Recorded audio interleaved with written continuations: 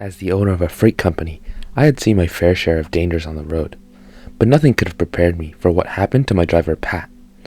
It was a typical Wednesday night, and I was just about to close up shop when I received a call from him. The panic in his voice was evident, and I could tell that something was very wrong. He claimed that he was being followed, and he was scared. I immediately instructed him to get off the highway and to call the police. I told him to stay somewhere where there were other people around, and to keep the cab doors locked. I waited anxiously for him to call back, and when he did, he sounded different. He said he had pulled over at a rest stop and was safe, but something still felt off to me. I mapped out the quickest route to the rest stop, but as I drove, I noticed how lifeless the highway had become. There were no headlights in sight, just me and the road. When I finally arrived at the rest stop, Pat's truck was abandoned on the side of the road, the doors wide open, and the headlights still on. I knew in my heart that something terrible had happened. I called the police, and they already knew exactly what I was talking about when I mentioned Pat's name. He had called them just minutes before and told them that a car had been following him for the past hour. He had driven away, but before he hung up, he had screamed out of fear, saying that he was going to die. Forensic searches of the cab turned up nothing, and my heart went out to Pat's wife and baby boy. They would never see or speak to him again. The guilt I felt each day was immeasurable. If I had just driven a bit faster or left a minute sooner, I may have been able to save him from his awful fate. To my dear friend Pat, whether you're dead or alive, I hope you're in a better place and at peace. Your memory will live on in the hearts of those who knew you, and your tragic end will serve as a reminder to always be vigilant on the road. Number 2. I've been a trucker for most of my adult life. It's a fulfilling career if you like to be out on the open road, and I chose it for that exact reason. I wanted to see the country. I wanted to drive out in the middle of nowhere and just kind of be by myself. It can be lonely work, sure, but I think that's why I like it. I've never really been much of a people person.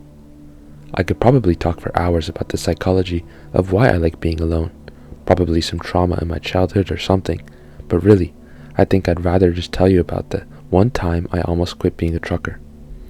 This happened back in the early 2000s, somewhere around 2003 or 2004. I was in my mid-30s at the time, and had been driving a semi for a mid-sized shipping company for around 5 or so years. Back then and even now, I was always super careful with how I managed myself when I was working. I never went over my hours while driving. I always slept when I was supposed to, and I made sure that I was in a good way before I got on the road. I'd seen a few truckers make some major mistakes when they were tired, and I wasn't going to end up one of them. I was also good about my caffeine intake, limiting myself to the mornings so I didn't become too reliant on it. I never drank or took any substances, and I was always super careful when out on the road. I kept my distance from other cars and just followed the laws. That said, for some reason, there are people out there that just do not seem to understand that my giant motor vehicle takes a significant amount more distance to stop than your average car. I'll never understand why people decide they want to cut us off on the highway with almost literally no space or distance between us, or drive in what is obviously a blind spot for our truck. Apologies for rambling a bit in this story. I just want to put it out there that us truckers do our best to control our vehicles, but we do need everyone else to pay a little bit more attention and be a bit more cautious when passing or driving around us. So, this specific event is one that really messed me up for reasons that will be obvious here pretty soon. But it was also one that made no sense to me. It was early spring here in the US, and I was driving through part of the Midwest, which had been particularly dry that winter. When we have dry winters here, the first rains of the spring can particularly be dangerous, as all the dried oil and grime on the road starts to seep upwards toward the surface. This causes major slick spots, almost like black ice. It had rained the morning before I got on the road, so I knew that I needed to be extra cautious when driving on parts of the highway that only have 2 lanes. I saddled up, got out on the road, and I was driving at a good pace when I saw a vehicle in my side mirror, with a driver that looked agitated. I think that's the best way to put it. I saw him only for a moment when I glanced in the mirror. I noted the look on his face and braced myself for the potential of him doing something stupid. Side note, you can tell a lot by the look someone has on their face, and this includes whether or not they're going to be aggressive on the road. It's something I picked up along the way, so I knew this car was going to be trouble, and guess what? It happened. I ended up clipping his van at an angle that caused it to flip and drag in front of me. I just did everything I could to try to control the situation, and I tried to cause minimal damage. The unfortunate truth was there was no way for me to minimize the damage. I was shaken up, to say the least. I immediately pulled over to the side of the road and called 911. Thankfully, there was a state trooper not too far away who was able to arrive on the scene quickly. He helped me assess the situation and make sure that the other driver was okay. It was a terrifying experience, and I wasn't sure if I wanted to keep driving after that. But as the adrenaline wore off and the shock settled in, I realized that I couldn't blame myself for what had happened. I had done everything I could to avoid the collision, and the other driver had been the one acting recklessly. It was a wake-up call, though. I realized that even if I was the most cautious driver on the road, there would always be others who weren't paying attention or didn't understand the dangers of driving around a semi-truck. After that incident, I took a few days off to recover and reflect. Ultimately, though, I decided to keep driving.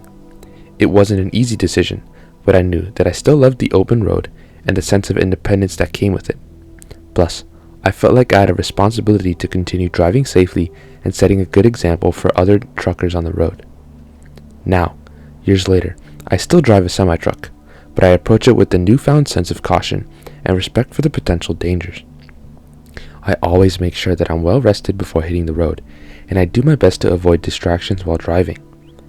I also try to be patient and understanding with other drivers on the road, knowing that they might not fully understand the challenges that come with driving a big rig. Number 3.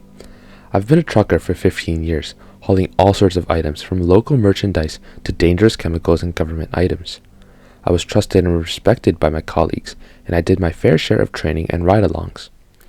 One day, I was doing a halfway drop, meeting another driver halfway to swap trailers, and doing a double delivery. I stopped for the night at a rest stop and noticed that it was closed. I decided to walk around to stretch my legs and use the restroom, but everything was in disrepair and looked abandoned. I returned to my truck, feeling like something was off, but I couldn't put my finger on it. I fell asleep, only to wake up in a jolt, feeling like something was wrong. I checked my surroundings and saw everything was normal. I got back on the road, only to receive missed calls, text alerts, callouts, and pages on my phone. I pulled over and learned that my tracker was offline and they received a garbled radio message from me. They tried reaching me again, but all they heard was someone whispering into the radio. They didn't know where I was, and I wasn't answering my phone, which caused concerns. They called my wife, who checked her messages and saw that I had called, but the voicemail was strange. It was me, but my voice sounded strained, and I was repeating a phrase over and over, saying, "They're watching me." The company was frantic, and my colleagues were worried. They eventually found me in the trailer, but I had no memory of what had happened. I was taken to the hospital, where they ran tests on me. I was diagnosed with a type of sleepwalking called parasomnia. It is a sleep disorder that causes abnormal behaviors while sleeping. My brain was awake, but my body was asleep, and I was hallucinating. I had driven the trailer while sleepwalking, and my voice was garbled because I wasn't fully conscious. After my diagnosis, I couldn't drive for a while, and I lost the trust of my colleagues. I was worried that I would lose my job, but the company gave me a chance to prove myself again. They put me through a rehabilitation program, and I worked on rebuilding the trust I had lost. It was a long road, but I proved myself again, and I'm still driving today. I'm grateful that my company gave me a second chance and didn't give up on me. Thanks for watching. If you enjoyed the video, please like, share, and subscribe for more content like this in the future.